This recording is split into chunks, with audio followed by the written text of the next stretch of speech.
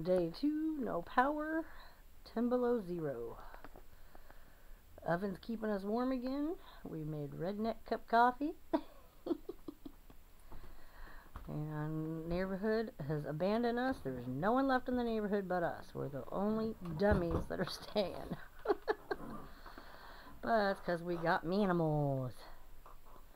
This house is a pit too. We're going to try to do something about it today. Puppy's over there trying to stay warm. And yeah.